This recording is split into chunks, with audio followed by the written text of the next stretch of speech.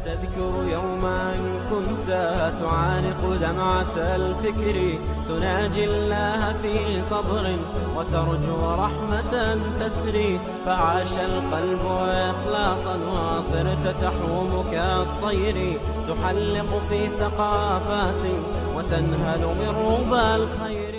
Assalamu alaikum wa rahmatullahi wa barakatuh, brothers and sisters. Welcome to this video. This video is going to be a little bit different. I'll be talking about the fight that I kind of got into, which happened basically right here. I was driving past this road from Stamfordale towards Dalston, and there was a guy basically on the right hand side, and he signaled in to come into my lane. But I didn't give him way because I thought, you know what, the person behind me will give the way. You know, it's not a big deal. You know, it's me giving way or somebody else giving way. So I just thought I'll just drive past.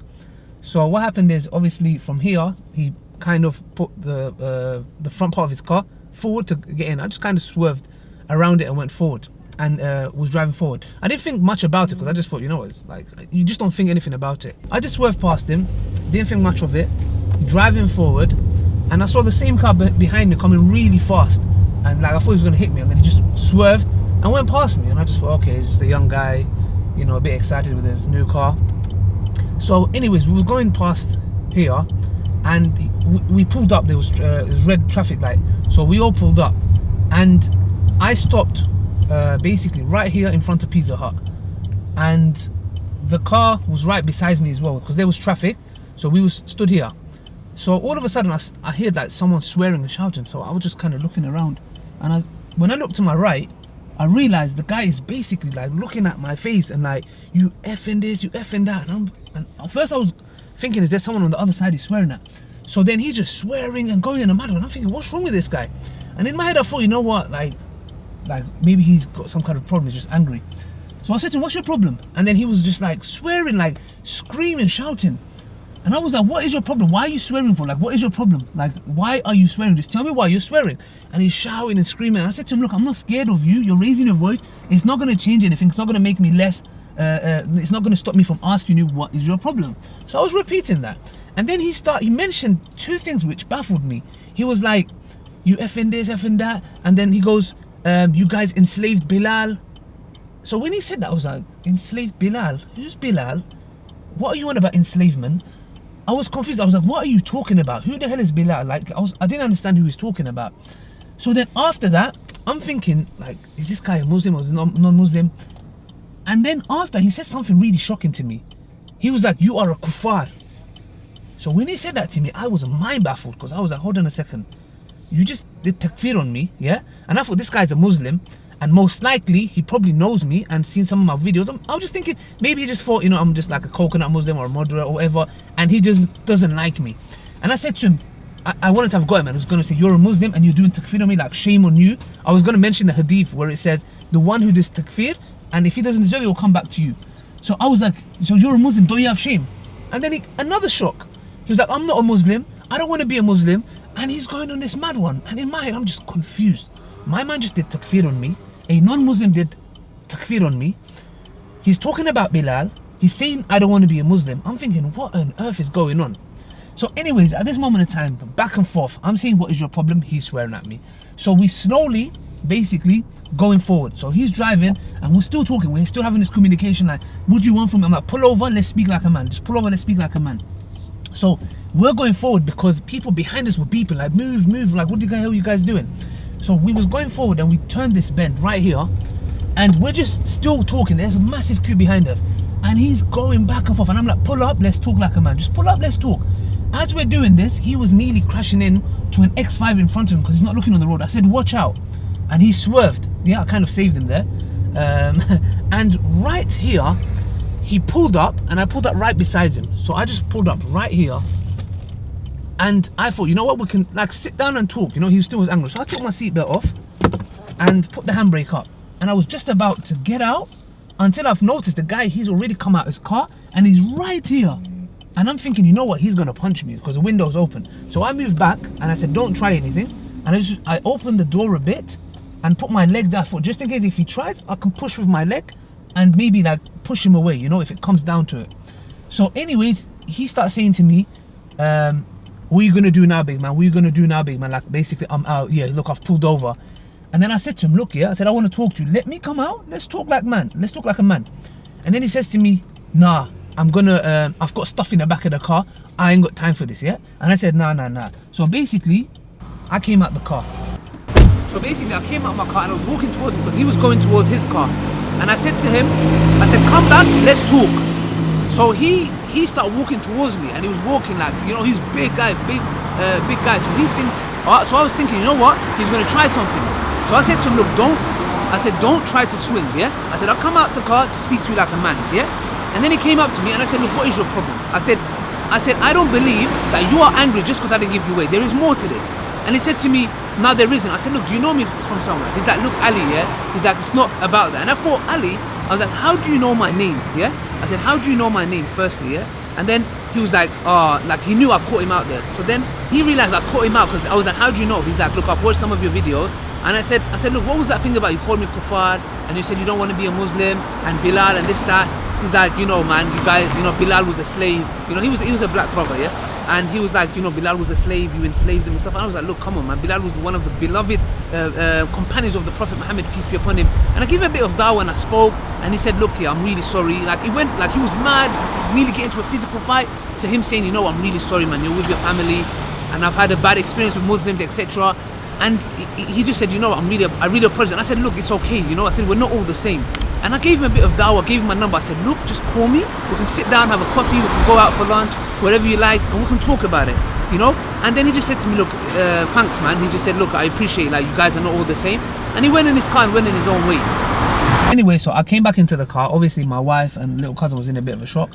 So I just, you know, they were telling me, like, what happened? And I was like, look, I just went and spoke to him. And, you know, he's like, and I just walked him, he's had bad experience with Muslims. And he's like, you know, he told me he apologizes, my family was in the back, etc. You know, and then, you know, they were a bit shocked, you know, a bit surprised. But the way things turned out, it was surprising for them, you know, the fact that it went from madness to him apologizing and saying he's had a bad experience with Muslims, you know, yeah. No, basically, when I was there speaking to him, I said, take my number, call me, we'll meet up and go for like food or something and we can talk about it, etc. I can tell you more about Islam. And he said, yeah, okay, I will do. And then he just said, look, you know, he just gave me a hug and then he just went on his own way. You seem convinced? He did, because you know the thing is, he seemed surprised. He seemed like he wasn't expecting the way I went about it. Maybe he was expecting me to be more violent and like, yeah, calm, you know, get a stick out or something, start, you know, fly kicking and doing ninja stuff, you know. He was probably expecting me to retaliate in a really harsh way. But the fact that I was keep repeating, look, what is your problem? What is your problem? Why are you angry? What's wrong? You know? And the fact that I approached him and said, look, I'm not here to fight, let's talk, you know. I think it was a bit of a surprise for him, and this is the reason why I wanted to do the video, because a lot of us out there, how many of us were out there, we use foul language, we are representative of Islam, you know. Even though you have a beard, a little beard, whatever it may be, you wear a hijab or no hijab, we are Muslims and we represent the religion. And it's sad that we've got, and I'm not saying, look, I don't know what's happened with that guy's life, I'm not going to blame all Muslims, but the fact that he's had some kind of bad experience just shows how important our actions are. You know, we are in the dawah, we do dawah, yeah? Okay, but how many of us don't realize that actions speak louder than words? Our actions is the biggest form of dawah. It's the biggest form of dawah. And the fact that this guy has been exposed to bad actions from Muslims, bad words maybe, has brought him like this. And for him, it took him for him to come and attack me and sort of take it out on me. And then I go and respond in a different way where I'm like, look, hear me out, yeah? Explain it to him, change his whole perception, and forget being violent. He turned around and apologized and said, look, I'm sorry, man, like, I've just had bad experience with Muslims. And it really shocked me, and I wanted to do this video because I wanted people to understand that, look, our religion, back at the time of the Prophet Muhammad, peace be upon him, the companions, when you would look at them, their actions would be dawah. When you would look at their conduct, their behavior, how they sit, how they walk, how they talk, everything they did was dawah. You would know, this is Islam. This is the beauty of Islam. But in today's time, we have Muslims wearing hijab, niqab, beard, thobe, and the way they conduct themselves, foul-mouthed, rude. Our job is to call people to Islam, but we have people today pushing people away from Islam. People are looking and thinking, if this is Islam, I don't want nothing to do with it. Well, that came straight into my head, because even though, look, come on, we're men, Our wife's gonna be sitting in the back, and you're gonna be like, No. you want to show like, hey, what's going on? But to me, I understand it as like this. I don't need to prove myself to anyone. In my head, I'm thinking there is a guy who seems like he's upset with Islam somehow, and I need to tell him this is not Islam. What you've been seeing or heard of Islam is not Islam. So we need to show him the best way, because the moment you're speaking to me and you're bringing matters like you're a kuffar, Bilal, these kind of stuff, yeah, and I knew the brother's black as well, bringing Bilal, instantaneously in my head I have diagnosed. That's enough there for anyone to come out and start beating the person up. Yes. That's a very abusive thing. It is, but the thing is, obviously, if I felt threatened in a way that I knew he's going to come for me, I'm not going to stand there. Our religion doesn't teach us to just stand there and just watch the next man beat you up. Obviously, I would defend myself and retaliate. But, you know, the fact that I didn't resort to that and said, look, I want to talk to you. Don't try anything. And I noticed, you know, he wasn't going to try anything. And I just opened up to him. Do you get it? And I think the fact that I did that shocked him in a way where he was thinking, okay, like this guy is actually like he's saying, look, don't try anything. Let's talk. So the fact that I talked and he understood, it changed his perspective. And I'm just telling you guys because I've seen this with my own eyes. It happened when I was here. The guy went from a mad one to being calm and apologizing to me. This is the reason why I did this video, you know, because the thing is, we need to understand something. Who do I need to prove myself to?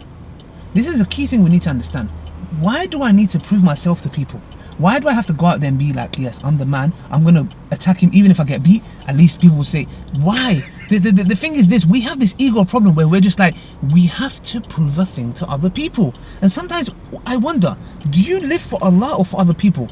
We should be thinking, what can I do with my actions to prove to my Lord that I'm trying to obey him? I think this is really crucial, because I don't, like, may Allah protect me, I don't want to live for people or what people think of me. I don't care if they come and say, Ali, you're a wimp, bro. Like, if that was me, I would have knocked the guy's teeth out. I'll be like, you can do that, I won't. You know, why am I going to go and do that and cause, and for the guy to turn around and be like, exactly, you Muslims are like that. I'm not going to do that. You know, sometimes we have to use hikmah, wisdom in certain situations, you know. And like I said before, if he did try something, I'm not going to watch it. But I'm not going to go and do the first thing. I'm not going to go and try to attack him. And I believe it had an impact. I saw it with my own eyes how it worked. And I use this method in the dawah a lot, you know. People swear at me, you know, my religion, etc. I'm just like, look, if that's how you're going to be, I don't want to talk to you. So the guy, he's just thinking, right, I was expecting this guy to start like flag kicking me. And to be honest, we need to understand, brothers and sisters, is that I want to finish off with this, is that our religion, our actions shows our religion. People want to know the one that you worship, if he makes you this beautiful, and I'm not talking about myself. If we see a brother who's humble, he's respectful, a person is looking and thinking, like, I want to know the one you worship that makes you so beautiful like this. And this is really important. So I hope you guys benefited from this, inshallah. You know, if something like this happens, use your brain rather than using your fist, you know. Put the brain into use first, you know. So yeah, that's about it, man. Hope you guys have benefited. Do share the video with your friends and family, and hope you guys have benefited once again. Assalamu alaikum wa rahmatullahi wa barakatuh. Thank you everyone for helping me with this video. Shoot,